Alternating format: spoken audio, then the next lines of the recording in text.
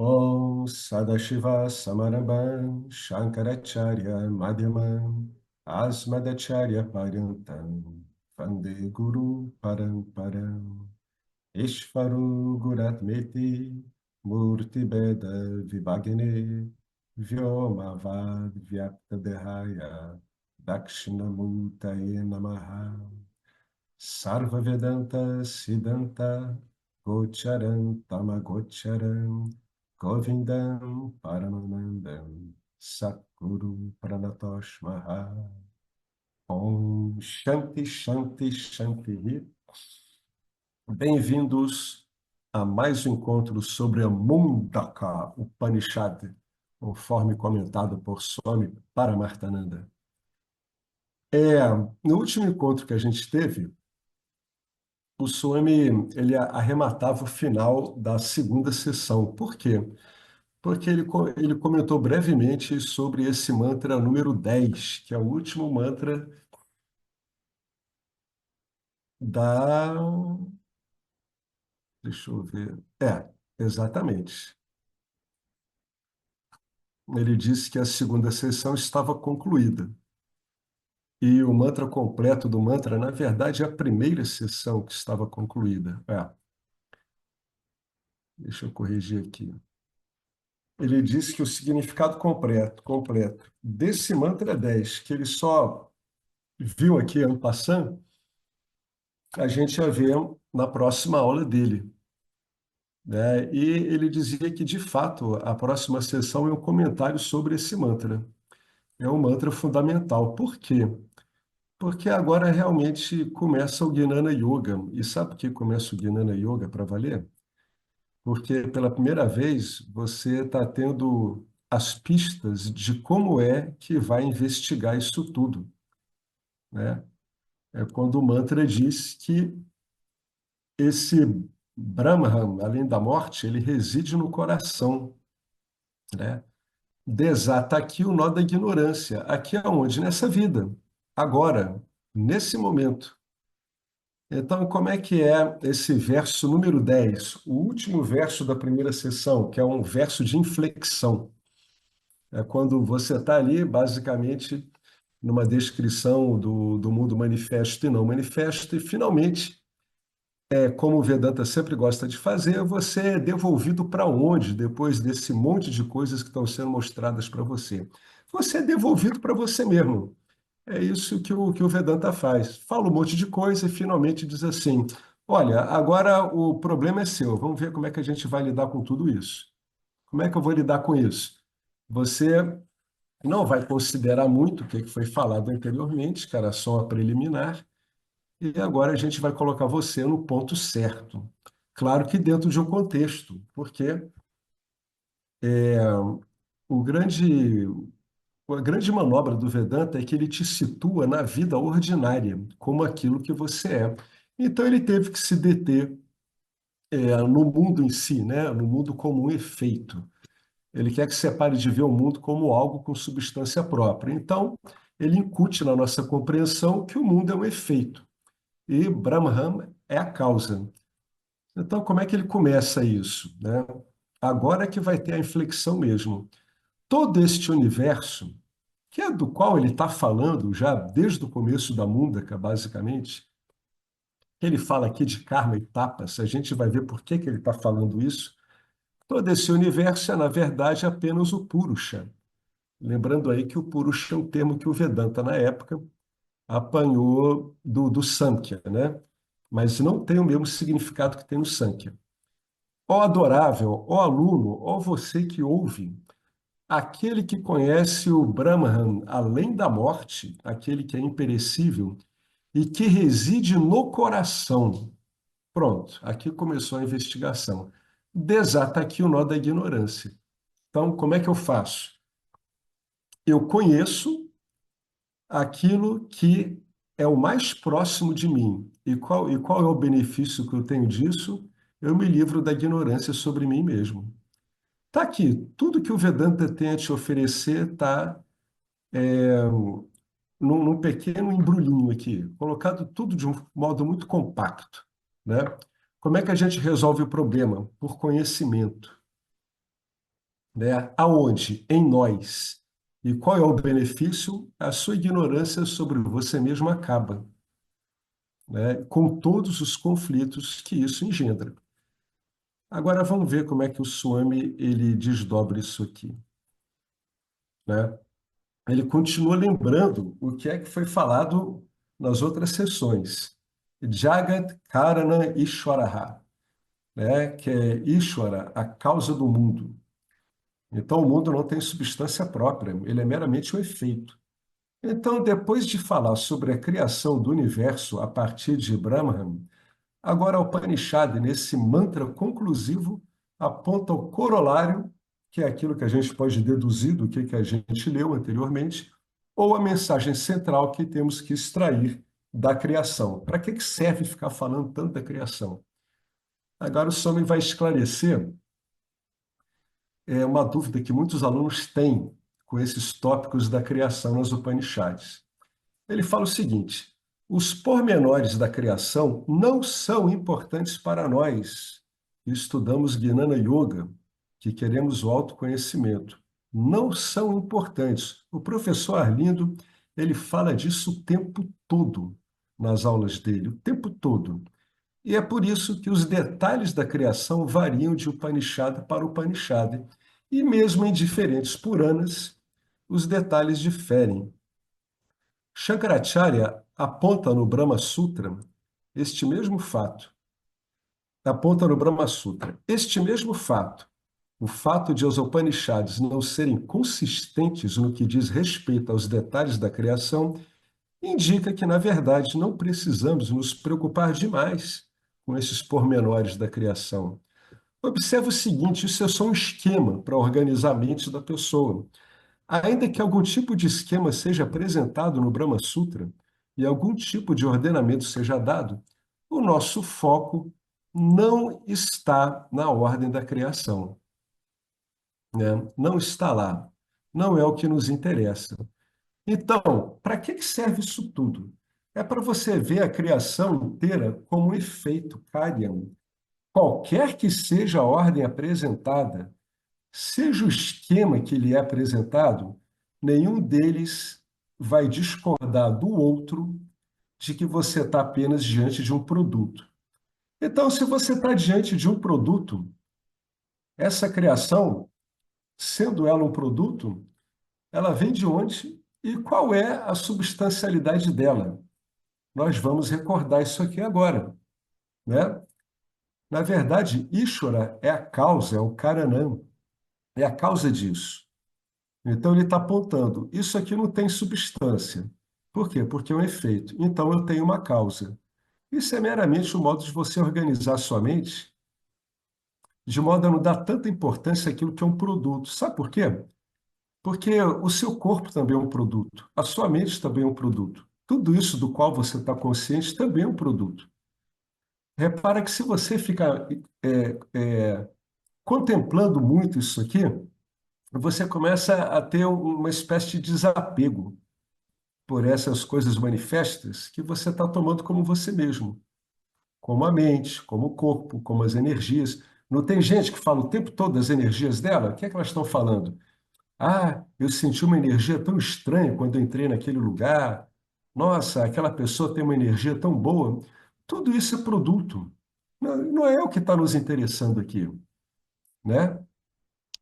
Aí ele vai lembrar as quatro características. As quatro características que vão se contrapor a todo ordenamento sensorial que a gente tem. Uma vez que você saiba que Ishvara é a causa e o mundo é o efeito, que você entenda as quatro características de cada um deles, as quais já vimos várias e várias vezes. A causa, ela é única, é o tal do um sem um segundo, que aparece em algumas Upanishads. Equivale a dizer que é aquele sem um outro, né? É Sara, a gente já viu isso várias vezes, é a essência. Nitya é permanente e Satyam é a verdade. Por que é a verdade? Porque só essa causa tem existência em si mesmo. O efeito não tem como ter existência em si mesmo, porque o efeito é o efeito, né? Ele depende de algo. Satyam quer dizer que Brahma não depende de absolutamente coisa alguma. Essa é a definição de verdade que o Vedanta usa, né? Então, ao contrário, o efeito mundo, né, ao qual nós dispensamos tanta atenção, ele tem características que apenas mostram como ele é volúvel, como ele é frágil, como ele tem um começo, um meio e um fim, qualquer coisa, tá? Então ele parece aos nossos sentidos o quê?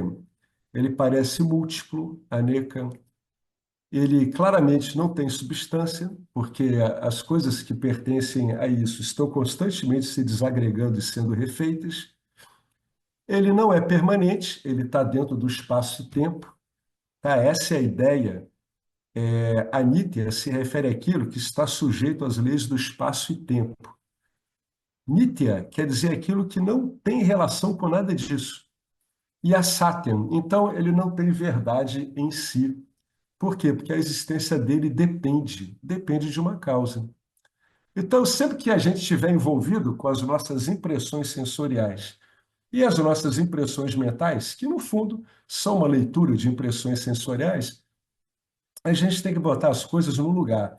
É como se você estivesse diante de um escaninho, e esse escaninho tem o seguinte nome: minha mente, meu modo de organizar as coisas. E nesse escaninho, você vai ter um canto lá onde você vai botar tudo que é perecível. E em outro canto, você vai ter um enorme ponto de interrogação, que é a causa de tudo isso, que para sua mente basta que seja ela deixada em dúvida. Porque como é que você, pela mente, consegue conceber algo que é a causa de tudo isso? É inconcebível, não é? A gente não tem como objetivar. Então, comece a deixar na sua mente um grande ponto de interrogação. Isso é saudável, é estranhamente saudável. Claro que você não vai sair falando para qualquer outra pessoa e, puxa, a minha mente tem um enorme ponto de interrogação.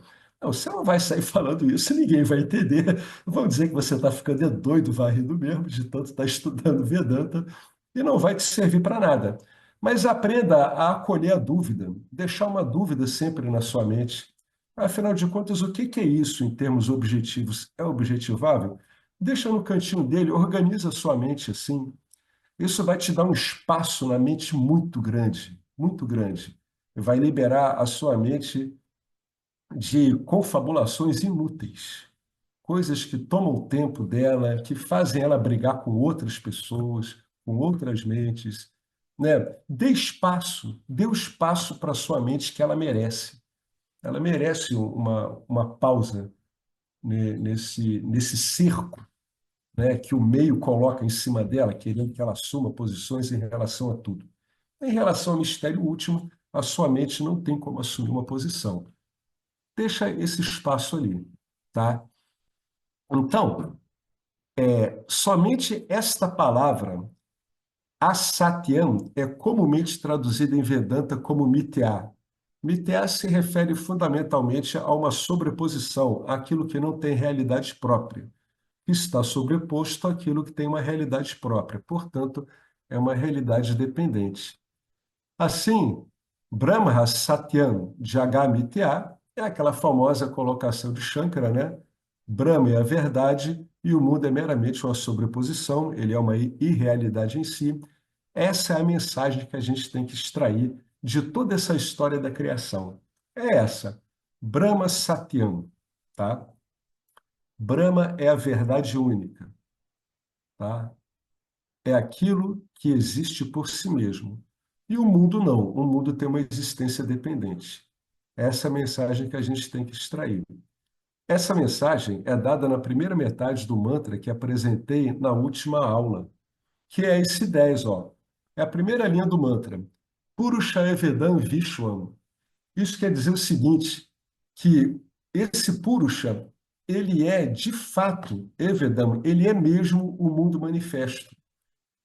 Tá? O mundo manifesto é mesmo esse Purusha, que é igual a você dizer, né? A gente faz essa equivalência para a gente perder o problema com as palavras. É a mesma coisa que dizer que Brahma é ele, equivale a Brahma, isso que ele está querendo dizer.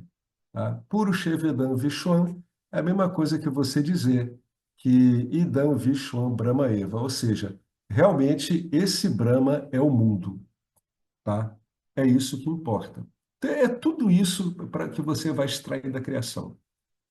É o mais importante, é você ver que o mundo não tem substancialidade própria.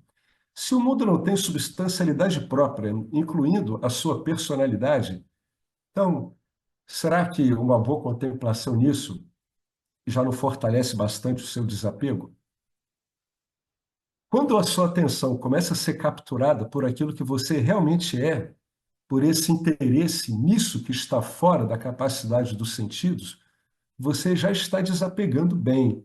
E quando você junta isso, o fato de que realmente tudo que a gente chama de mundo não tem substância própria, aí você já tem uma maturidade em termos de se desapegar, né? Se desapegar não quer dizer que a sua mente não vai ser assaltada por alguns fantasmas, né? Olha, o envelhecimento, olha, aquela pessoa que eu gostava foi embora, etc, etc. Não quer dizer que você não vai ser assaltado por isso, mas não vai ser um assalto como era antes, né? Por quê? Porque o seu foco de atenção não vai resolver as suas perdas. Ele vai se deslocar para aquilo onde não há perda. Tá, gente? Não tenta corrigir a interpretação básica do mundo. O mundo poderia ser melhor? Não, o mundo é o que ele é mesmo. Sempre foi assim, sempre vai ser. Como é que a gente corrige um defeito nesse tipo de visão? A gente verifica o defeito e a gente olha para aquilo que não tem defeito. Se você tentar corrigir o defeito, você vai se embolar com o defeito de novo. Não vai sair dessa espiral de novo. Então é assim que a gente corrige. Como é que a gente corrige a visão que a gente tem de uma pessoa, né? Uma coisa desagradável daquela pessoa? É vendo que ela não se resume àquela coisa desagradável. É assim que a gente corrige as coisas. É olhando para aquilo que é certo, não para aquilo que é errado. Isso não é um conceito moral, né? Isso é um conceito óbvio. O seu foco tem que ir para onde está a realidade. Ele verifica o engano e ele corrige mudando o foco. É assim que a gente lida com o nosso foco de atenção. É assim que a gente evita ser agarrado nesses movimentos infindáveis do samsara. Samsara é isso, eu vejo um defeito e aí o que que eu vou fazer? Eu vou botar o defeito no defeito, né? Mas que péssimo esse defeito. Né? Se você deixa a sua mente fazer isso, ela naturalmente, espontaneamente, ela vai desenvolver uma história em cima disso, entende? É com isso que a gente tem que lidar, né? Então, essa é a correção, né? Aquilo que você chama de universo não é outro senão o próprio Ishvara. É assim que a gente deve olhar o mundo, né? Não deve olhar o mundo como o mundo. Você deve olhar o mundo como a causa dele. Olha, isso aqui é meramente um efeito. Esse efeito chamado mundo, ele traz o meu foco para onde? Para a causa, porque a causa é real. Né? Eu não vou ficar perdendo, desperdiçando o meu foco de atenção em ficar tentando lidar com esses aspectos do efeito. Não, o efeito é assim mesmo, né? Faz com que a sua mente volte, né? Retorne para a causa. Deixa ela retornar para a causa. Deixa o efeito para lá, né? Não tem o que fazer com o efeito. O efeito é assim. Aí ele diz aqui, ó, mais uma coisa reforçando o que está sendo dito. Deus e o mundo? Que conversa é essa, Deus e o mundo? Nunca diga Deus e o mundo. Some aqui é taxativo, ó. Isso é um erro. É erro, está errado. Você está errando, tá?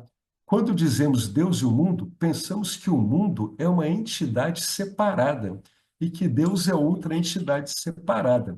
Ou seja, você está achando que o mundo ele tem existência própria, ele tem uma verdade em si, né? E qual é a consequência disso, né? No nosso preparo para lidar com a investigação, dá uma consequência que é funesta. A gente deixa de lado o mundo e começa a procurar Deus em separado. Pronto. A gente quer resolver a separação desenvolvendo uma investigação de um modo separado. Não vai funcionar, né? Isso vai falhar miseravelmente. Isso é um problema com vários teólogos de várias religiões, né?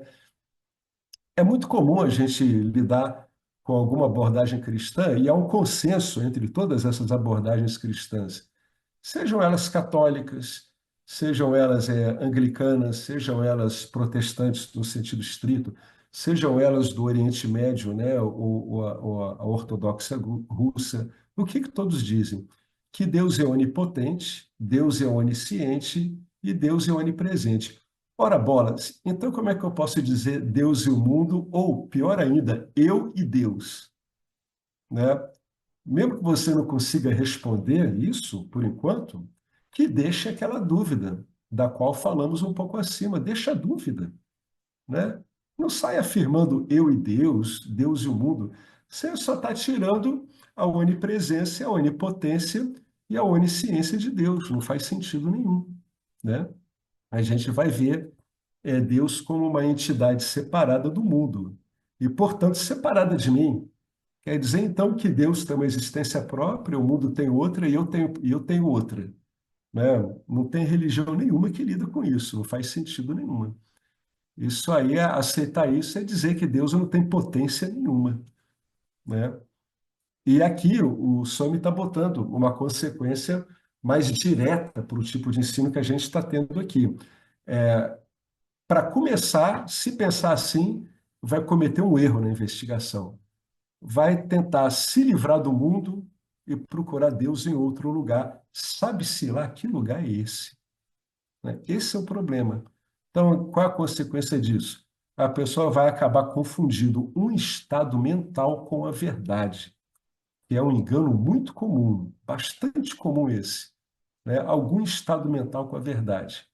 Seja algum ambiente mostrado por um enteógeno, que é o uso de substâncias, né, de origem química com fins religiosos, seja através de um estado modificado mental, como algum tipo de samadhi, não importa. Esse erro vai estar sendo cometido, né? Aí o Swami fala aqui uma coisa prática. Imagina que você está tentando colocar de lado o ornamento e procurar o ouro separadamente. Você vai procurar o ouro separadamente do ornamento, sendo que você tem o ornamento. E o que você está fazendo? Você está esquecendo o fato de onde é que esteja o ornamento. E qualquer que seja o ornamento, o próprio ouro sempre vai estar lá, inerentemente aquilo. Eu não tenho ornamento sem ouro.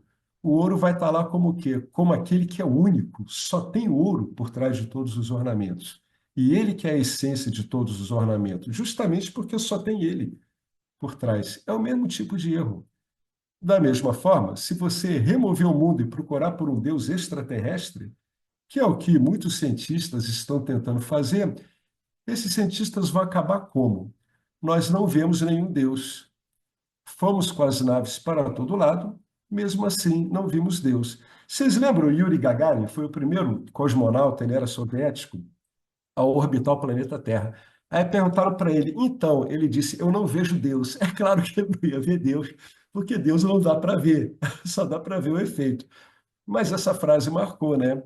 Isso no fundo, é até uma brincadeira com aquelas pessoas que acham que Deus está em algum local elevado, algum local. Não importa se o local é elevado ou não, Deus não está em lugar nenhum, né? Tudo está em Deus, é diferente, é muito diferente. Tudo está em Deus e tudo é Deus. Pronto, assim é melhor. E Deus não depende de nada desse tal de tudo, né? Então, da mesma forma, se você remove o mundo e procura por um Deus extraterrestre, né, você vai acabar entrando na piada do Yuri Gagarin, né? Eu estou aqui orbitando a Terra e não estou vendo Deus, né? É exatamente o que nossos cientistas previam. Ia haver um globo terrestre com uma camada, né, uma atmosfera azulada e no fundo tudo negro, né? E o que acontece? Né? Nós não vemos nenhum Deus. Fomos com as naves para todo lado, mesmo assim não vimos Deus. Algumas pessoas afastam o mundo, fechando seus órgãos dos sentidos, né? E tentam procurar Deus no seu interior separadamente.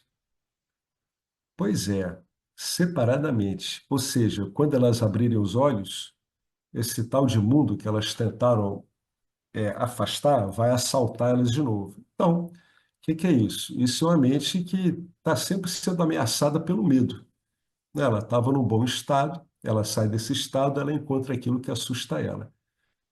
Né? O apelo do Vedanta é completamente diferente. Ele diz: olhe esse mundo de uma forma diferente. Né? Não se detenha nele, porque ele tem muitas coisas que não têm como ser compreendidas. Porém, olhe para esse mundo como de um modo diferente. Ele é um efeito da causa única. E você está interessado na causa única.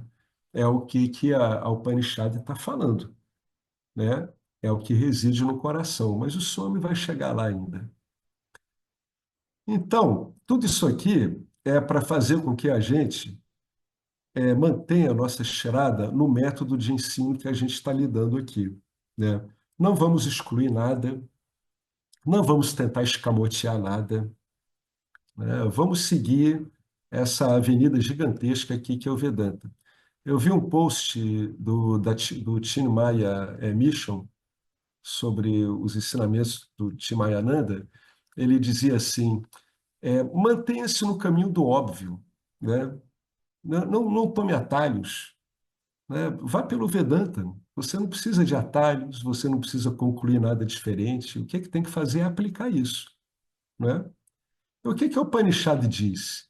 Você tem que procurar Deus no mesmo local onde o mundo está, porque o mundo e Deus não são duas entidades, e muito menos duas entidades separadas. Entidades, no sentido de existência, é um só, né? É o que ele está querendo dizer aqui, ó. Idam Vishwam Brahmeva.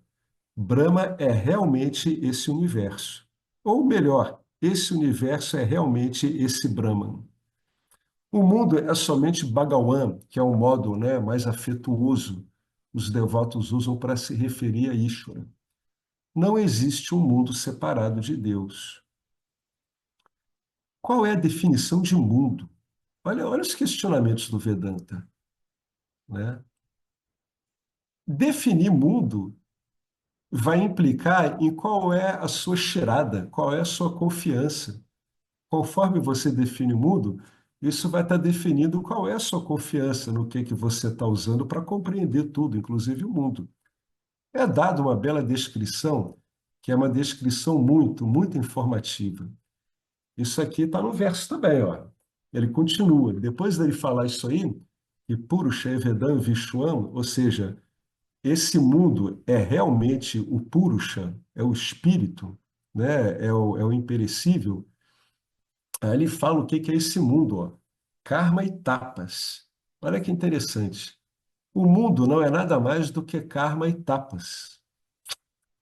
O mundo não é nada mais do que as ações, né? Isso aqui ele está falando em relação àquele que lhe fez a pergunta, né? Para um devoto que está se preparando, o que que é o mundo para esse devoto? É karma e tapa. A gente vai ver por quê. Então, o mundo, vamos agora definir o mundo aqui, conforme essa escritura, situacionalmente como karma e tapas. Vamos lá. Karma significa o quê? Isso se aplica também à vida mundana. Significa as nossas várias ações. Nisso devemos incluir karma palanchar e temos que incluir e adicionar o fruto da ação. Então, karma aqui indica a própria ação e o fruto da ação, né? Karma e karma palam. A palavra tapaha significa meditação passaná, que é também um outro tipo de karma chamado karma mental. Aqui a palavra tapaha indica esse fruto dessa meditação, né? Desse karma mental. E o karma aqui ele vai significar o fruto da ação. Então, tapaha significa o fruto dessa atividade mental. Karma palam e o Passana palam representam todos os nossos punhas e papas. O que isso aqui quer dizer? Tudo o que o ser humano faz na vida é um monte de ações físicas e ações mentais. É ou não é? Né? Tudo, absolutamente tudo. O que são ações mentais, faladas num espectro muito amplo? Vamos usar a definição do Vedanta, né? O Vedanta ele equivale à mente ao corpo sutil, né? Quer dizer, ele coloca a mente como uma função do corpo sutil, como um aspecto do corpo sutil. E a tal da mente, para o Vedanta, ela congrega também os sentimentos, as sensações, os pensamentos em geral, as cognições, a memória, é um monte de ações mentais. Então, para um ser humano, né, religioso, todo mundo se resume às ações religiosas que ele faz e às ações mentais, né, as meditações que ele faz. Para um ser humano mundano, o mundo é a mesma coisa.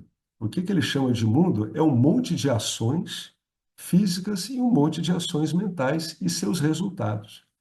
É nisso que se resume a grande vida humana, né? Aonde você for, você vai ver que basicamente se resume isso, né? Você vai ler uma pequena anedota no jornal, aí na mídia digital, você vai ver, basicamente é isso aqui, né? É a atividade física e mental. Você vai abrir um Dostoiévski, que era um gênio na hora de dissecar a psique humana, ou Machado de Assis, você vai ver isso aqui também, só que de um modo muito mais elaborado e com um texto muito mais interessante. Mas basicamente é isso aqui. Então, o ser humano está sempre envolvido com isso, né? Sempre envolvido com isso. Tá? O que que você chama de meu mundo, minha vida? Basicamente é isso aqui, né? É sempre isso. Por que que a Upanishad ela fica falando isso?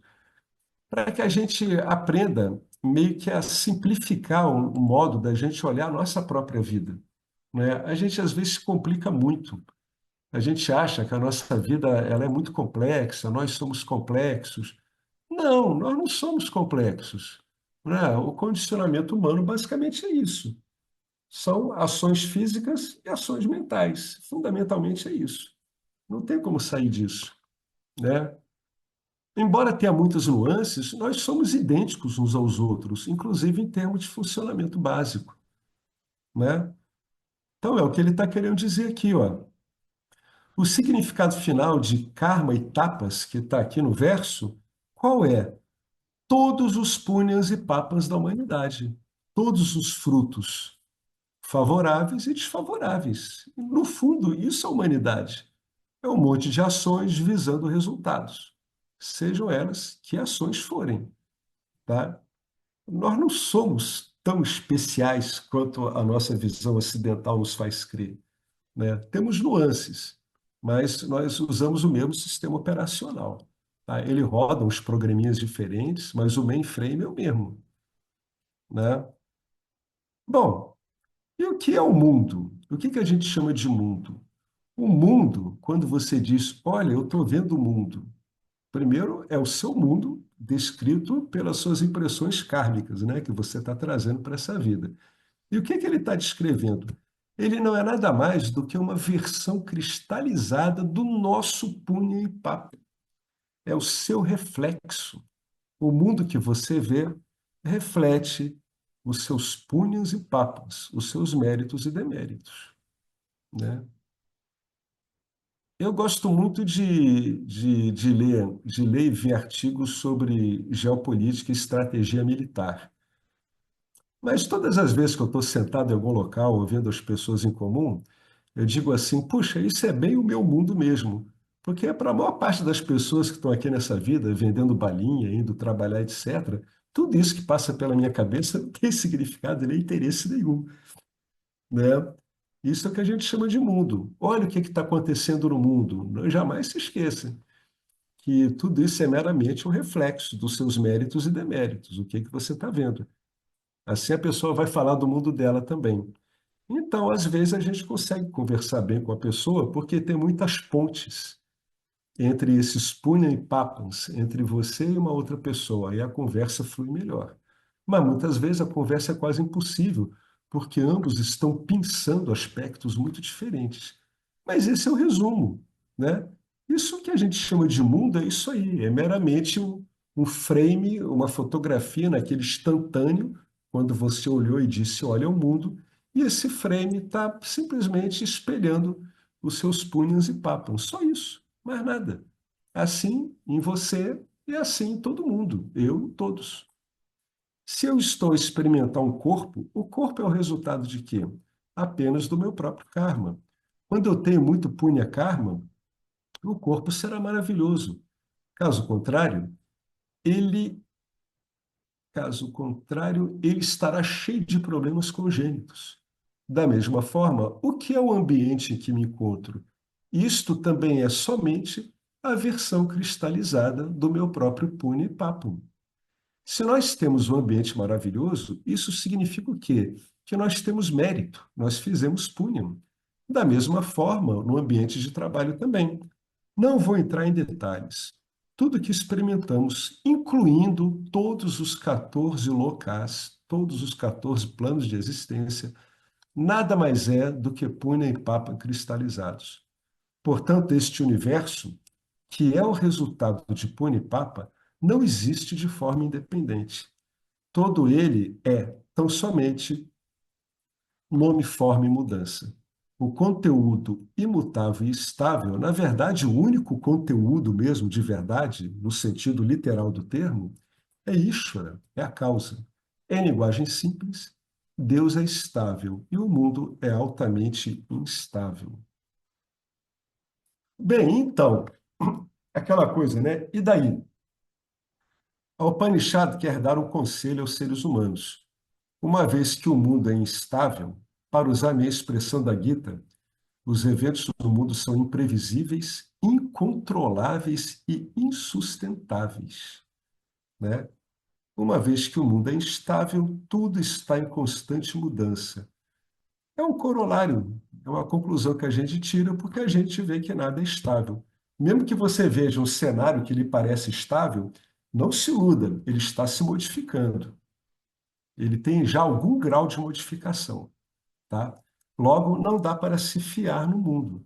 Se você está querendo um apoio, um âmago, desista completamente do mundo manifesto. Completamente. Não faz sentido nenhum. E também desista do mundo imanifesto, aquele que está por vir, né? E que está alimentando as suas esperanças. Nossa, minha vida vai mudar. Aí quando a sua vida mudar, aí você vai pensar de novo. Puxa, ainda bem que eu tenho certeza que a minha vida vai mudar lá na frente, né? Ou então quando a pessoa fica assim, ah, há 20 anos atrás a minha vida era tão legal, era diferente. Aí quando você é sincero, você olha para trás e diz assim, coisa alguma, eu vi os mesmos defeitos que eu via naquele momento, eu estou vendo agora. Eu não tenho como mudar isso, né? Mesmo que fosse uma boa situação no passado, ela estava sempre sob a iminência de uma mudança, e talvez uma mudança para pior. Então você nunca teve estabilidade. Ah, como era bela a minha juventude. Eu não sei até que ponto isso aí vale, né? Quando a pessoa vê que aquilo ali tudo está em mudança e também é insustentável, não dá para ver em essência nada diferente de uma posição ou outra que a gente tenha vivido no mundo manifesto, né? O que está por vir é mais do mesmo, como diria Renato Russo da Legião Urbana. É tudo mais do mesmo, né? Vai estar pintado de um modo diferente, o contexto vai estar diferente, mas é a mesma coisa, né? Então não dá para se fiar no mundo. Por quê? Porque se você quer uma confiança, como é que você vai se fiar em algo que é instável? Se confiarmos em uma coisa instável, haverá ansiedade e medo. Pois é, aqui a gente bate na base do nosso componente psicológico fundamental no samsara, ansiedade e medo. Quando isso aqui é amplificado, porque a gente não tem salvaguardas, como é o mundo de hoje em dia, que ele é muito instável, isso aqui aumenta bastante. Você não tem mais uma tradição em que se proteger, não tem mais as células familiares como tinha antes, não tinha mais as estabilidades sociais que tínhamos antes. Então, essas características de ansiedade e medo, elas emergem com mais agressividade, ficam mais intensas. Mas sempre houve uma ameaça. Vocês já pararam para pensar o que representou a chegada do colonizador para esse monte de nações ameríndias que tinham nas Américas? Aquilo foi o fim do mundo, gente. Foi uma distopia total. Aquilo era algo incompreensível, injustificável, extremamente violento, né? Ali, para eles, essa ansiedade e medo chegou de repente. E no mundo que a gente está vivendo hoje em dia, extremamente instável, né? cada vez mais turbinado pelas mudanças, que são mudanças que estão também, por sua vez, turbinadas pela potência das mídias digitais, cada vez temos mais ansiedade e medo. Vai haver ou não, né? E aí, vai ter ou não? A gente não sabe. O que vai existir? Claramente eu não sei, mas a gente vai estar sempre no limiar aqui da ansiedade e do medo. Pode estar um pouco atenuado, mas sempre vai existir. Haverá sempre insegurança. Portanto, a Upanishad aconselha: para transações, use o mundo, mas para ancorar-se estavelmente na vida, tal como um navio que requer uma âncora, isso se você quiser uma âncora, confie apenas em Ishvara, né? Então, viva no mundo, mas compreendendo que você não é do mundo. A sua base tem que ser outra. Não pode ser esse mundo manifesto. Né? Jesus falava isso. Se você for olhar o ensinamento sufi, também tem isso também. O budismo também. Todos verificaram isso aqui. Isso aqui é inevitável, né? E aí o Swami ele cita aqui um verso da Bhagavad Gita, do capítulo 9 que ele gosta muito. Há aqueles que sempre pensam em mim e permanecem em total devoção, que é exatamente pensar sempre em Deus. A eles cujas mentes estão sempre absorvidas em mim, eu garanto o que lhes falta e preservo o que já possuem. O modo de você absorver a sua mente, né, a sua mente nele, por enquanto vamos dizer que é nele, é ver exatamente ele como a causa e tudo o que você está vendo como efeito. Se eu olho o mundo e me acostumo a olhar o mundo assim, isso é um gesto de devoção, né? O que eu estou fazendo? Eu estou olhando para além da percepção, né? Eu estou vendo o que existe a mais no campo. Há mais no campo do que os olhos encontram, né? Isso virou um verso de uma música muito famosa e que foi retirado de um livro do Carlos Castanheira, quando ele era ensinado por Dom Juan. Tem mais no cenário do que os olhos enxergam. There's more to the picture than meets the eye. O que ele está querendo dizer? O que existe mesmo não é sensorial. É isso que ele está querendo dizer. Não é? Então, como é que você absorve a sua mente em Deus? Olha sempre a causa, exatamente como está aqui na Upanishad. Para que serve essa descrição de criação toda? Para você ficar com o olhar preso na causa. O tempo todo. É o que a gente tem que extrair daqui. Então, use o mundo para transações e para âncora, use Ishvara.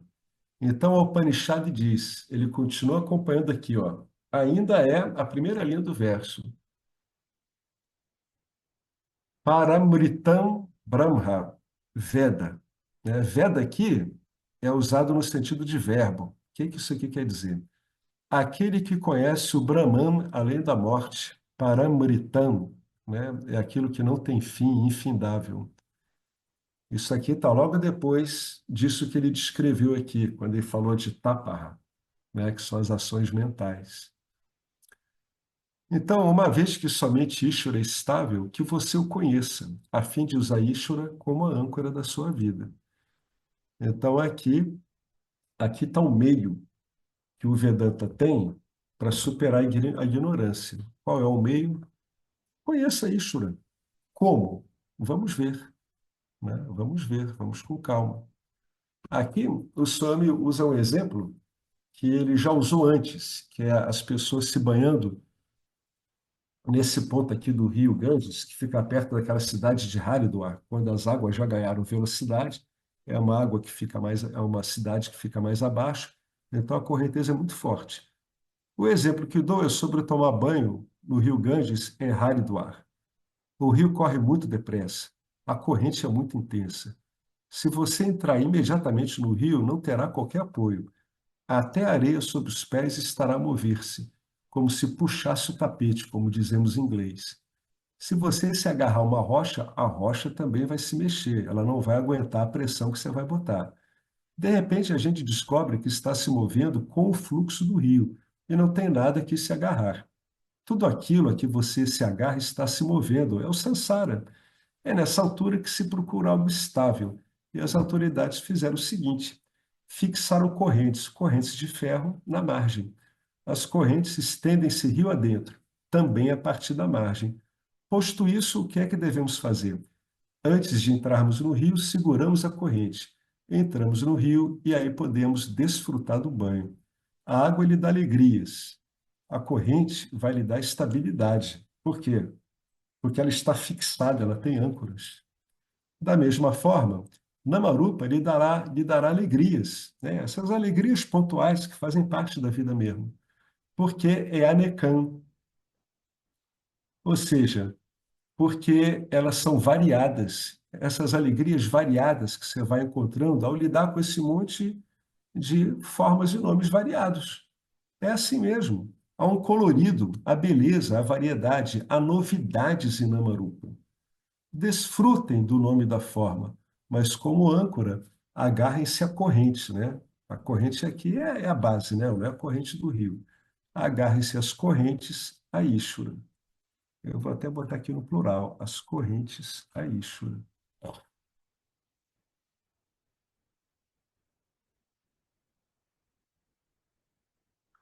E, portanto, a Upanishad diz Veda. Veda aqui significa conheça, conhecer.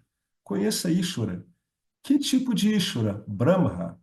Significa aquele que é infinito, o para-amritam, né? Ou seja, aquele que é supremamente imortal. Amritam significa imortal. Ishvara é para-amritam, supremamente imortal. Por que dizemos que Ishvara é supremamente imortal? Porque esse advérbio, supremamente, mesmo os devas são considerados imortais. Até em Tâmil se diz Emararkal. Em sânscrito, a palavra Amaraha é usada. Mas a imortalidade dos devas é uma vida relativamente mais longa, ao passo que a imortalidade de Ishvara não é como a dos devas, mas sim absoluta. Então, Paramritam significa isso aqui, ó, Atyantika Amritatuam, é aquilo que tem a natureza imortal, infinita. É da natureza da causa isso. Qual é? É que seja imortal, infinito. A gente está se referindo, imortal e infinito, a gente, em geral, parte de onde? De uma comparação com algo finito, com algo mortal. Isso é só um auxílio para a mente, tá? Não é a isso o que a Escritura se refere quando fala disso. Ela fala que é como se fosse a natureza daquilo que é imortal e infinito. É algo, ou seja, é algo inconcebível, tá? Mais uma vez, não dá para pensar diretamente em Ishvara. Você sempre pensa em Ishvara dando tabelas, em coisas que você consegue. É como se fosse um jogo de sinuca, você usa tabela o tempo todo. Então tá aqui, a parte final aqui, ó. Etad, etad paramritam brahmaveda, que você conheça este Ishvara supremamente imortal.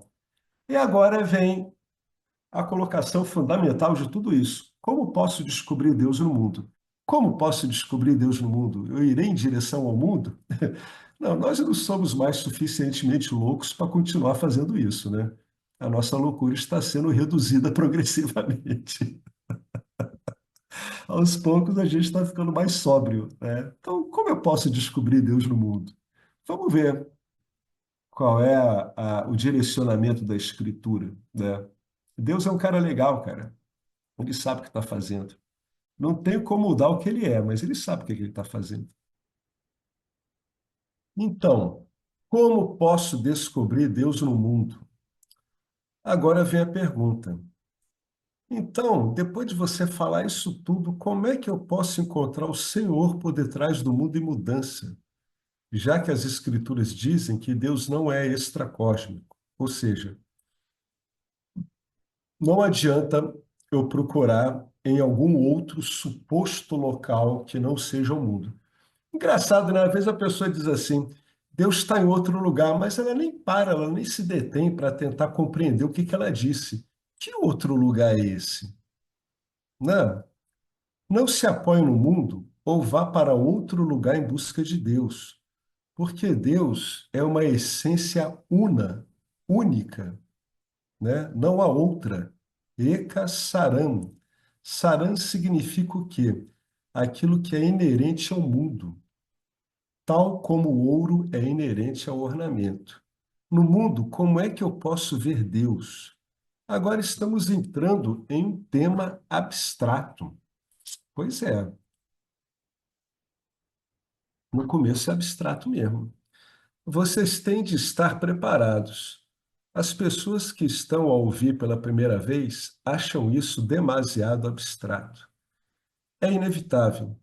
Todos os estudantes júniores, ou seja, aqueles novatos, terão de sentir esta abstração. Mas se continuarem a ouvir uma e outra vez, a ideia abstrata vai se tornar cada vez mais clara. Como identificar Deus no mundo? O Vedanta começa a colocar o método dele. Use a definição. Nós definimos. Deus é único, é a essência, ele é inerente ao mundo todo, ele é permanente e é a verdade. Nityan significa eterno. Eterno significa o quê? Aquilo que não sofre qualquer mudança. Eterno é sempre imutável. E o não eterno é sempre sujeito a mudanças. O corpo é o quê? É mortal. O corpo mortal está constantemente a mudar. Assim, tudo que muda, Savikaram, é mortal. Somente o que é imutável é imortal, é eterno. Portanto, o que é aquilo que está imutavelmente presente no mundo? Veja, todos os objetos que a gente experimenta, eles estão em mudança. O espaço parece ser imutável, mas a própria Upanishad vai responder isso. Mas sabemos que até o espaço está sujeito a chegadas e partidas. Até o espaço está sujeito a mudanças. A mudança é considerada verdadeiramente sukshman, né? Sutil. É uma mudança sutil. Sukshma vikaravan akshara. Numa tradução livre, quer dizer o seguinte, ó, o espaço é o sutil mutável. Muito embora ele seja sutil, ele muda também, de acordo com o Vedanta. Por isso, o espaço também é mortal. O que é que a Taittiriya Upanishad fala disso, uma outra Upanishad, né? No momento da criação, o espaço aparece, ó. Olha o que é que ele fala aqui. A partir desse, que é o Atman, manifestou-se o espaço. O espaço não estava lá, apareceu, né? Qual é a base disso aqui? É que você compreenda até o espaço como mutável. Essa que é a ideia. E repara que espaço já é uma coisa que está fora do alcance dos nossos sentidos. O que os nossos sentidos compreendem e leem, a leitura que eles fazem, é que tudo que eles percebem está dentro do espaço, não é? Se olha para a sua sala, né? A Marinéia está aí no quarto. O que tem nesse espaço aí? Ela vai dizer, "Ué, tem a porta, tem eu, tem um monte de estante, armário, mas os sentidos dela não veem o espaço, não ouvem o espaço, não cheiram o espaço. Mas eles inferem que tem um espaço aí onde tudo isso está sendo jogado. Até esse espaço aí, ele é mutável. Ele não estava aí, né? No momento da criação, o espaço aparece. Está aqui, a partir desse, que é o Atman, manifestou-se o espaço, Taittiriya Upanishad, né? A imutável essência é, e tudo está a mudar.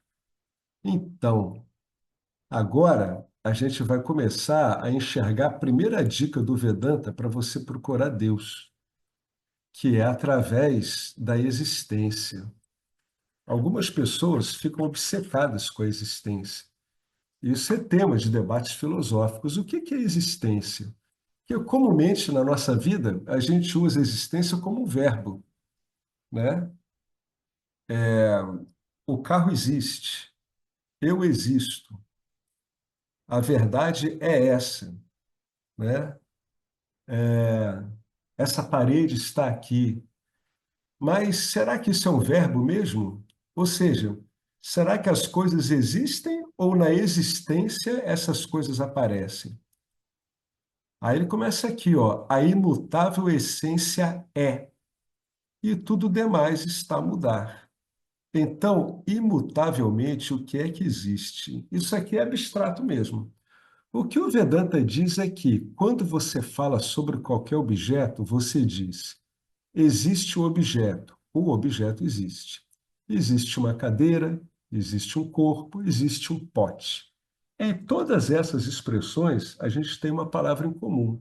E o que que é em comum? Existe, há. Em português, a gente usa muito tem, né? Português brasileiro. Tem um livro aqui na sala. O sentido qual é? Existe, há. Nunca prestamos atenção à palavra é. Prestamos sempre atenção à coisa que muda. Só a coisa mutável atrai a nossa atenção. O fator não mutável é sempre visto como algo corriqueiro, como algo dado, como algo tão corriqueiro que você nem pensa nele, né? É como quando você vê as coisas e você releva a importância da luz, né? Eu estou vendo alguma coisa. Ué, por causa de quê? Porque tem luz. Senão você não estaria vendo nada. A gente só presta atenção no que a gente está vendo, não naquilo que faz a gente ver. Então, só a coisa mutável atrai a nossa atenção. O fator não mutável é sempre visto como algo corriqueiro. É assim também nos filmes. Há uma coisa imutável no filme. Qual é? É o ecrã, a tela.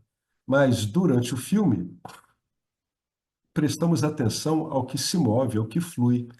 É também assim quando se dá o sinal no carro com a mão, né? A época que as pessoas faziam o sinal com a mão, né? Botava a mão para fora e tinha uma convenção. Você botava a mão assim, né, com esse ângulo, eu vou virar para esse lado. Você esticava ela assim, eu vou para lá.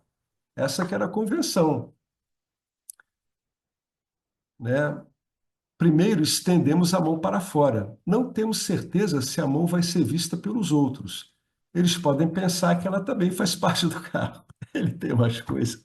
Antes do carro, com ar-condicionado, quando usava-se o sinal de mão, o condutor acenava sua mão como um pássaro, porque qualquer coisa que se mova atrai a nossa atenção.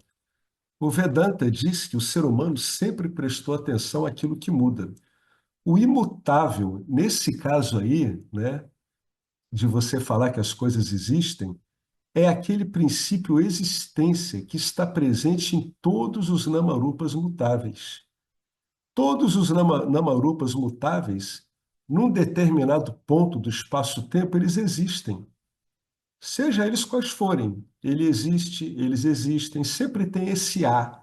Se você destruir um pote, anteriormente você havia notado que o pote existia. E depois da destruição, você agora diz: o pote foi destruído, eu reduzi ele a barro, então o barro existe. O pote Namarupa se foi, o barro Namarupa apareceu. Muito embora o pote e o barro Namarupa tenham mudado, o que é que não mudou? Anteriormente, dizíamos que o pote é. Agora dizemos que o barro é. De alguma forma, é continua. Esse é o ponto abstrato que ele quer chamar a atenção das pessoas, tá? E por isso que ele diz que isso é abstrato. Ele está querendo dizer que você tem um princípio de existência que é independente daquilo que aparece nele. Tudo é, mas esse tal de é está sempre aí. Alguma coisa é, ela vai durar um tempo enquanto ela é, depois ela some, mas o tal do é continua aí. E isso eu aplico a qualquer nome e forma, né? Depois disso, esse pó, esse barro vai se transformar em pó. E aí a gente diz, o pó existe. Ele se funde à terra, então a terra existe. Se queimarmos ou destruirmos alguma coisa, só a matéria é destruída, mas a energia é. Esse é um conceito abstrato que ninguém investiga. A filosofia ela não consegue fazer essa investigação, porque isso a gente chamaria de ontologia da existência. Só que a existência em si, ela precederia qualquer coisa, inclusive a própria ontologia que iria investigá-la. Por isso que isso é evitado, né? Mas o Vedanta investiga o ele investiga a existência.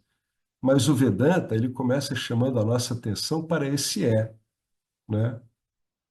Esse é um princípio, né? É uma característica de Brahman, Sat Chitananda, Sat, existência.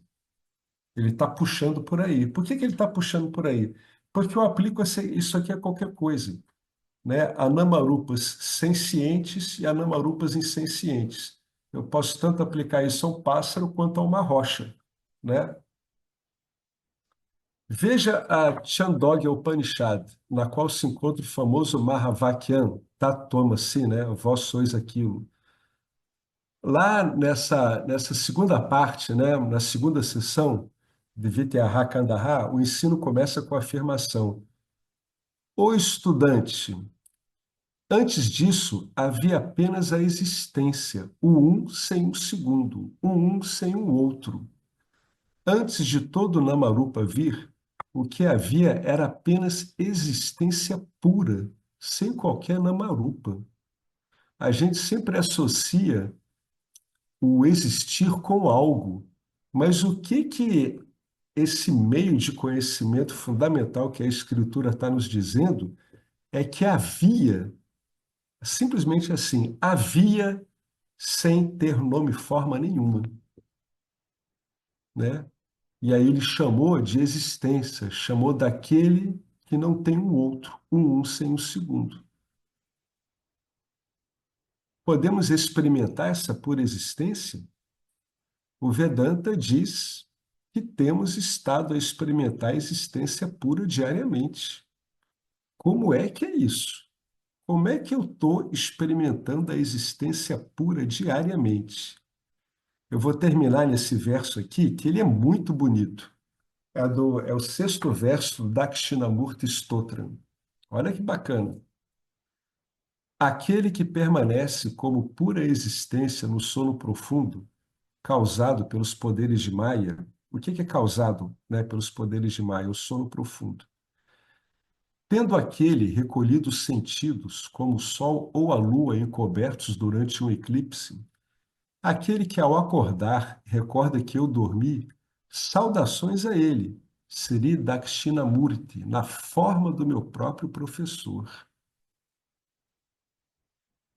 Que essa experiência nos ensine sobre o que somos.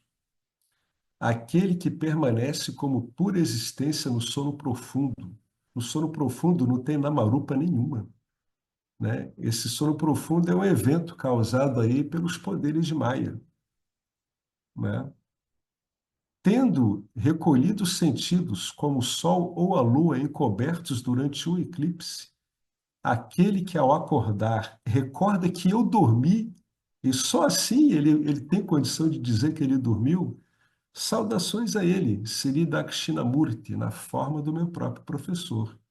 Portanto, saudações a nós mesmos, porque somos nós que passamos por isso aqui todo dia e a gente passa por isso sem prestar atenção, né? O que que é isso que está passando por isso aqui? Como assim? Isso aqui é uma demonstração de que você existe sem nome e forma nenhuma, né? Olha o que que o Taittiriya Upanishad diz ali, ó. A partir desse que é o Atman, manifestou-se o espaço. Ó. Antes disso, havia apenas existência, o um sem o segundo. É esse aqui, ó. É o meu próprio professor, que no fundo está me ensinando que eu sou ele. É isso que está sendo falado aqui. Você passa por isso sempre. Por isso que se diz que a manifestação é o sonho de Deus, né? Porque parece um sonho mesmo.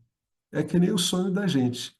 A única coisa que atrapalha a gente a apreciar isso é a identificação que a gente tem com o corpo, notadamente por causa do sentido chamado tato, que a gente interpreta o tato de um modo muito mal interpretado. Não fosse pelo tato, a gente não teria essa ideia, né, de que nós estamos vinculados ao corpo. Você diz assim, eu estou me sentindo. Que bobagem. Isso aqui é o corpo sentindo as texturas do corpo. Aqui tem barba mal feita, aqui tem cabelo. Eu falo, eu estou me sentindo. É muita falta de estudo para afirmar isso, né? é desinteresse mesmo, é porque não está no foco de atenção. Então, o Vedanta está começando a dar pistas, olha. Onde é que eu vou encontrar Brahman na minha existência primária, né? Na minha existência ordinária? Está aqui a primeira dica, ó. Ué, tá aqui, você não passa por isso aqui todo dia? Então, tá aqui, ó. Você está achando que isso é o quê? Isso é você, poxa. Não é você que está dizendo que eu dormi? Só que o Vedanta olha isso de uma outra forma. Ele está dizendo que isso aqui é a própria existência, né? É o professor Sri Dakshinamurti. Assim é ensinado, né? Eu vou parar aqui e vamos deixar os comentários do Some Ô, Alex, para o encontro seguinte. Oi. fala um pouco mais isso que eu achei interessante do tato, porque realmente, né, a visão a gente não consegue ver de visão, né? A audição também não, mas do tato é interessante, porque nossa, eu nunca tinha pensado nisso. Fala um pouco mais sobre isso. Você sabe o que que causa a impressão de que o tato divide superfícies? O que que causa essa impressão é a construção mental que você tem dos objetos que estão em contato. Vou traduzir. Eu estou aqui com a mão no meu mouse, ó. Estou mexendo o mouse aqui pela tela, tá? Qual é a leitura que a minha mente faz disso? A mente ela está integrando essas impressões todas. Eu estou sentindo a textura do mouse, e isso aqui faz com que eu pegue o mouse e não esmigalhe ele. Eu estou sentindo uma outra superfície. Agora, o que está me fazendo ter a impressão de que a minha sensação de tato demilita a minha mão do mouse é meramente uma construção mental? Como é que eu demonstro isso? Você faz o seguinte: para ficar mais fácil, você pega a sua mão e bota ela em cima de uma mesa, tá? Deixa ela espalmada em cima da mesa. Aí você não olha aqui nem para a mão nem para a mesa, fica olhando para outro lado. Aí vai estudando isso aqui. Inicialmente, você acha que o tato está marcando a divisão entre a mesa e os seus dedos e a palma da sua mão. Mas, na verdade, você está com dois trabalhos ocorrendo aqui. Um é a impressão tátil. O outro é a decodificação que a mente faz. A impressão tátil chega e a mente associa isso com os objetos que você conhece, que é a sua mão e a mesa. Então a mente constrói uma imagem e associa isso ao tato. Se você não brigar com essa formação da mente, deixar ela fazer essa imagem, etc, etc, e você se concentrar no tato, você vai ver que você não consegue, pelo tato, delimitar onde começa a sua mão e onde começa a mesa.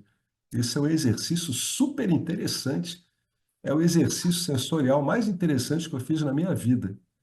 Dá para fazer também, acho que você falou isso, eu lembrei quando eu estava fazendo. Principalmente quando você fica muito tempo numa posição meditando Isso, e o perfeito. pé dorme, né? É, Que você não sabe aonde está seu pé, na verdade. você não sabe Você aonde não está. sente seu pé, você não É, consegue. Interessante isso. é interessante. E muitas vezes você está tão absorvido numa leitura que você vai tentar pegar alguma coisa que você deixou na mesa, você derruba, porque É, você perdeu a noção, a mente não está trabalhando ali, ela está trabalhando na leitura. Então você você sabe move. que uma vez eu, conversando com um fisioterapeuta, e ele falou que as pessoas perdem o equilíbrio, não consegue, ele descobriu isso, né? Hum, As pessoas não conseguem ficar de pé se tem algum problema no tato do pé. olha Elas só, tá perdem o vendo? equilíbrio e também não conseguem segurar nenhum objeto se tem um problema na mão É, da percepção do tato, né? é, Não é, consegue segurar um objeto. o que que a única coisa que o tato te dá é textura. Te dá textura das coisas. mas ele não dá a delimitação de uma coisa para outra. Isso aí tem que ser auxiliado pela mente. A mente usa a sua memória e constrói uma imagem. Por isso que às vezes a gente perde. A gente está lendo um livro, não sabe onde está a mão, está meditando, né, se esqueceu do pé. É por causa disso. Essa é a experiência sensorial mais interessante que eu vi na minha vida. Eu vi quem conduziu essa meditação uma vez foi o Satya Prem. E era exatamente o que eu vi. Vai ficando uma coisa meio fofa, sabe? Sem delimitação. Você não sabe onde uma coisa começa, a outra termina. O tato te dá só textura. A mente é que constrói o resto. É muito interessante isso. Você quer ver uma outra prova do que eu estou falando? Pede para uma pessoa botar numa caixa um objeto que você nunca viu, tá? Pede para fazer isso. Aí você vai botar a mão nessa caixa, vai apalpar o objeto e vai tentar descrever ele. Eu juro que você não vai conseguir fazer isso. Você não vai conseguir. Você não vai conseguir delimitar os contornos de um objeto pelo tato. Você vai determinar a textura dele. Se ele é cortante, se ele é frio, se ele é áspero.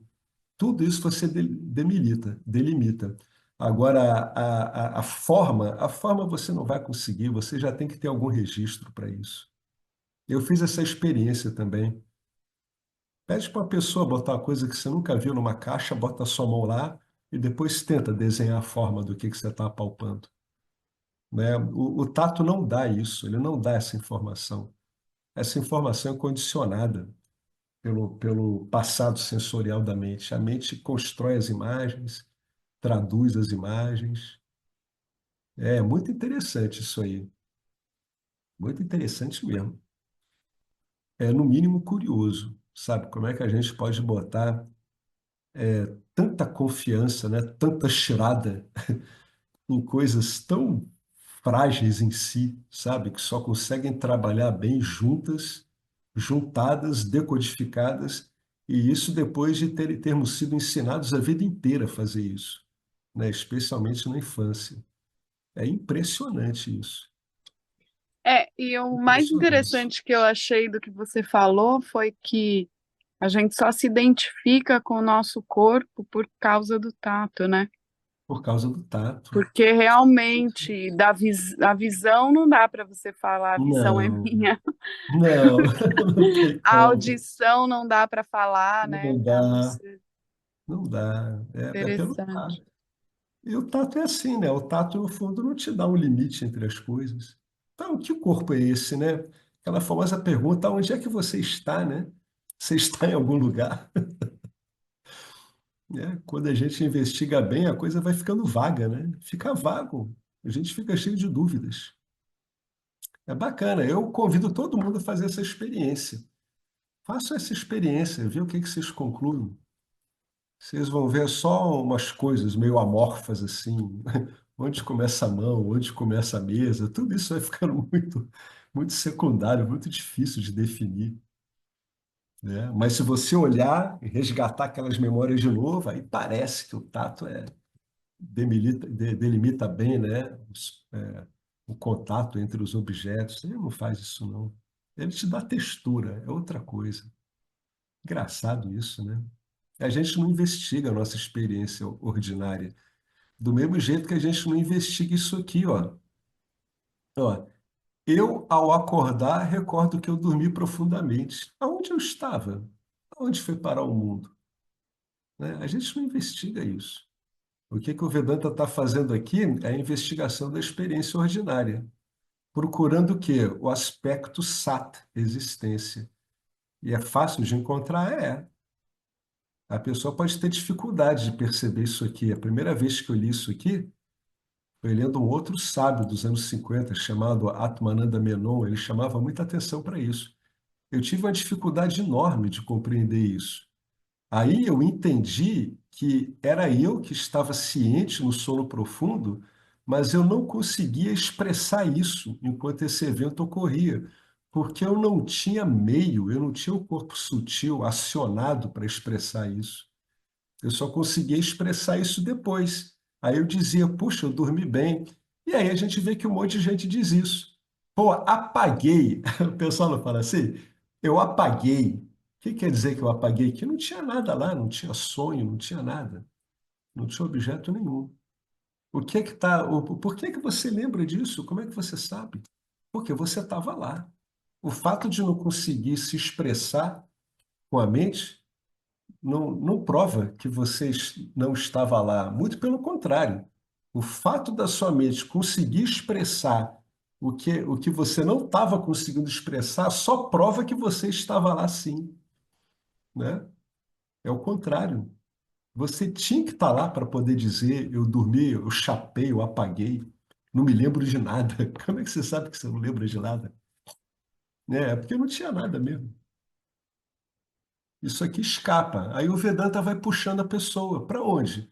Para um estado incrível, né? Mental, tudo, para a experiência com enteógeno? Não. Vai puxando você para a sua experiência ordinária.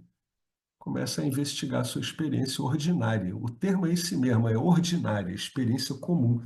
Por isso que serve para todo mundo, né? É aplicável a qualquer ser humano. Qualquer um pode aplicar isso aqui, né? Qualquer um. Basta ter um senso de observação e, sobretudo, interesse, né? É assim.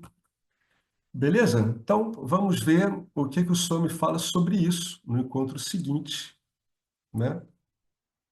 Vamos ver. Às vezes a pessoa ela entra nisso, como ela não está orientada, aí não adianta nada, ela não aproveita, entendeu? O que que ela poderia aproveitar, né? A pessoa entra em Nirvikalpa Samadhi, passa por isso aqui, e ela sai do Nirvikalpa Samadhi sem conhecimento nenhum do que ela é, né? Ah, era só eu lá. Tá, isso aí mostra o quê, né? A pessoa não está orientada, não vai entender aquilo, não vai compreender aquela experiência. É preciso uma orientação mesmo, é preciso trilhar o caminho que outros trilharam para facilitar, né? Senão a coisa fica muito confusa.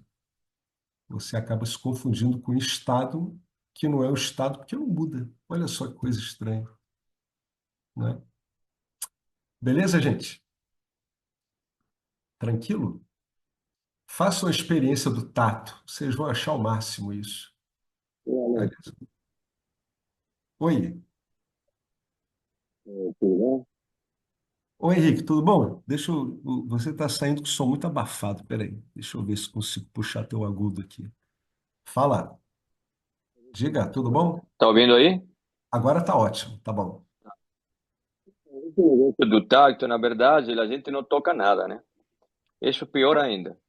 É, Ou pior ainda. seja, porque o contato não existe, né? Matéria com matéria, elétron com elétron não se toca. E de Exato, fato, né? Por exemplo, o som, na verdade, a gente, ou por exemplo, o cheiro, a gente acha que o cheiro é um som, né? Isso já está, e todo isso é construído na mente. E pela mente. E então todos são construções, né? Toda essa realidade que nós achamos, que a realidade é apenas uma construção mental, não passa disso, né? E exatamente. agora uma coisa interessante é de que até tem um pesquisador que se chama Donald Hoffman. Ele mostra claramente de que essa visão deturpada da realidade, porque é uma visão fragmentada, deturpada, interpretada, é necessária e fundamental para a evolução, porque se a gente não tivesse essa capacidade da mente de interpretar, né, o que está aí, a gente não teria a capacidade de ter evoluído, né, no sentido de, por exemplo, né, por exemplo, quando a gente vê um computador, você está vendo aí vários ícones, né? Esos ícones son nada más que una forma, né, de facilitar você procurar sua informação. Imagina se você estivesse vendo apenas Pix. Onde que estaria Sim, você não conseguiria, né, determinar onde que está onde que você tem que clicar para ter a informação que você quer. Então, se a sim. gente visse só Pix, né, aí seria impossível a gente conseguir fazer absolutamente nada, né? E aí e tem os dois hemisférios, um hemisfério, né, direito, que é o que recebe toda a informação sem filtro, e o esquerdo é o que vai decodificar, né? Então, tem pessoas que tiveram, por exemplo, sofreram, como se chama, um stroke, como se chama, Um como derrame. se diria, um derrame. Tem uma mulher que se chama Jill Taylor. Ela sofreu um derrame, uma neurocientista, né? E ela percebeu que estava tendo um derrame. E aí ela, quando foi a querer chamar o pessoal para ajuda, además, ela foi a pegar um cartão de crédito. O cartão, um cartão tinha um nome, né? O telefone. E ela não conseguia ver. Ela não conseguia Hum, ver, ela via só Pix. E quando ela incrível, começou a né? ver, não existia a diferença quando ela colocava a mão assim na parede, ela não existia, todo era Pix, não existia diferença entre a mão e a parede, toda uma coisa só, né? É, Ela descreve muito bem, eu recomendo, isso está na palestra aí na... Então, a mente é isso, né? A mente, né? A mente serve para poder, é uma forma de adaptar, né? Para a gente poder, digamos assim, poder transitar, né, de alguma é, forma. Senão, e isso com a evolução se dá, né? Então, a é. evolução é fundamental, se deu através desse processo. Tem Uhum. animais que não têm essa capacidade, e eles não conseguem discriminar entre um ser vivo e um ser que não está vivo. Né? É engraçado isso, né? Por exemplo, eles fizeram um experimento lá com um besouro lá na Austrália, que a fêmea fica quieta, imóvel, e o macho vem e cai em cima dela, né? E a fêmea tem uma cor muito parecida à cor da garrafa de cerveja, né? Ok? Aham. E aí na Austrália teve um grande problema porque o povo, quando passava por essas regiões desérticas, começou a jogar a garrafa de cerveja. E aí, que acontecia? Os machos simplesmente caíam em cima da garrafa de cerveja. Copulavam com a garrafa de cerveja. Mais ou menos como que faz um homem, né? Um homem troca uma mulher por uma cerveja, né? A mesma É, coisa. Mas, e aí tiveram um problema, porque essa espécie começou a ser extinta. quase ser extinta pelas garrafas de cerveja. Cerveja. Ou seja, que essa espécie não consegue detectar entre o que uma fêmea, né, viva Aham. E uma e algo garrafa de inerte, cerveja. e uma garrafa de cerveja. E É. isso não está só para os besouro, sino para outros animais também.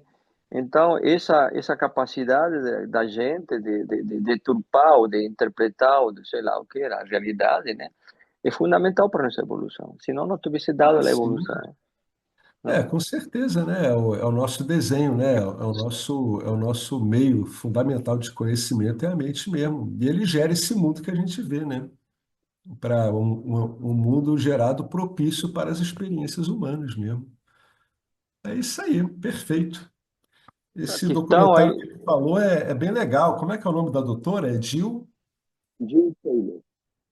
Jill Taylor? Taylor. Coloca aqui no chat pra gente. Vale a pena ver esse documentário. Já vi uma vez, vale a pena ver de novo.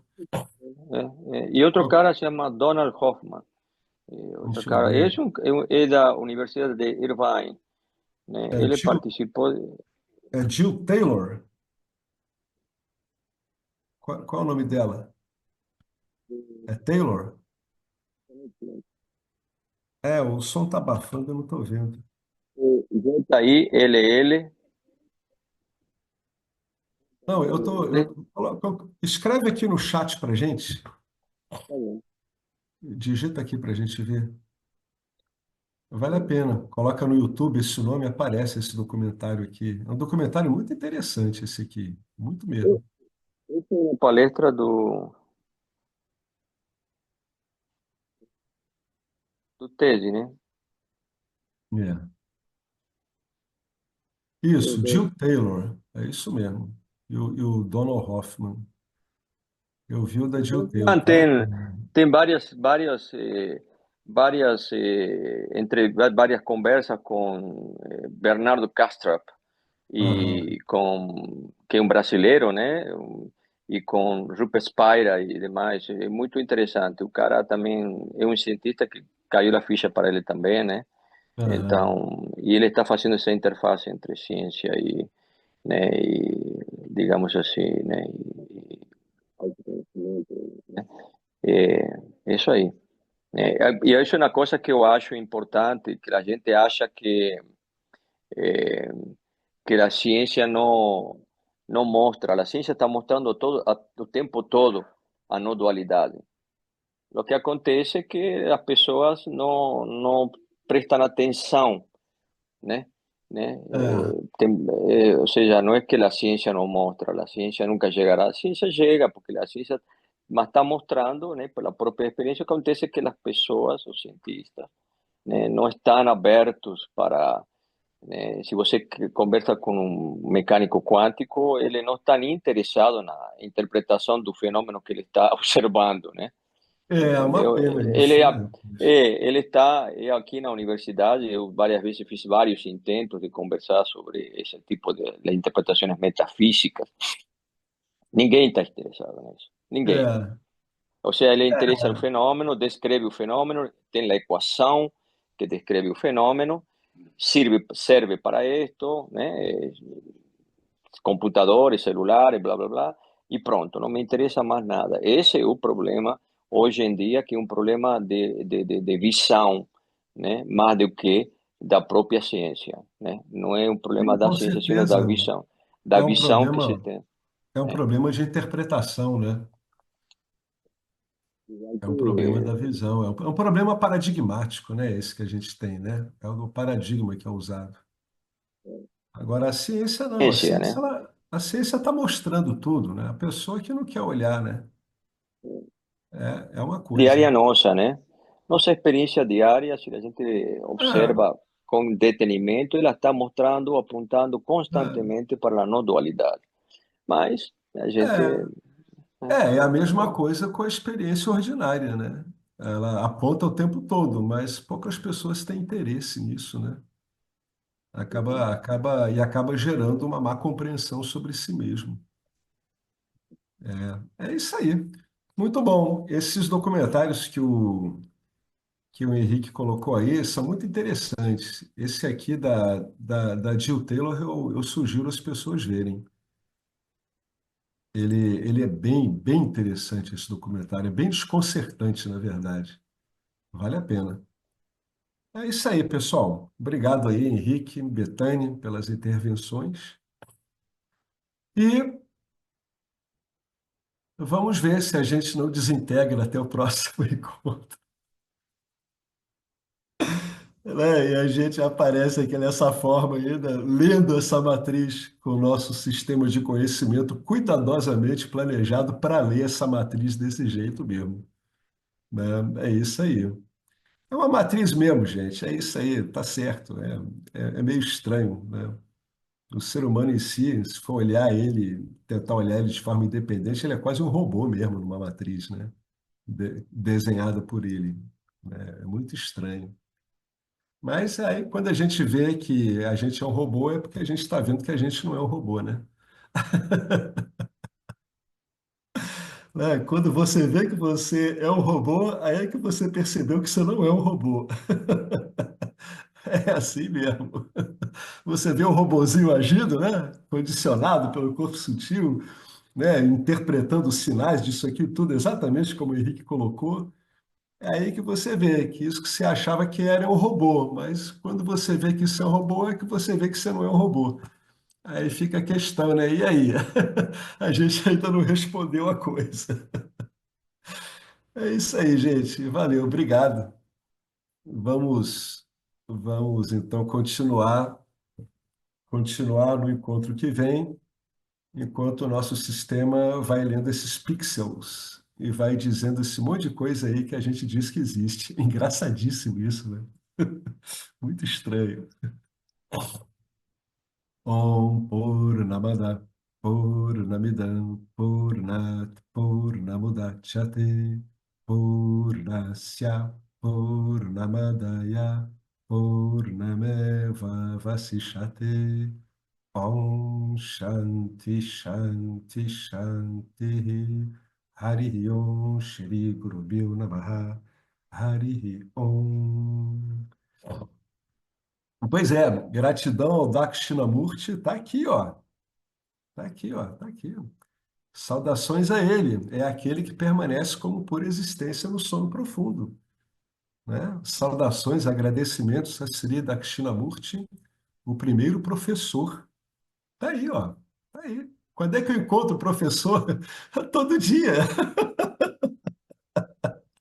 Todo dia você encontra o primeiro professor, o tempo todo, né? Gratidão ao Vedanta, a toda essa linhagem de conhecimento com o seu método. E que bom que estamos ouvindo isso, né? Tchau, gente. Até a próxima. Obrigado.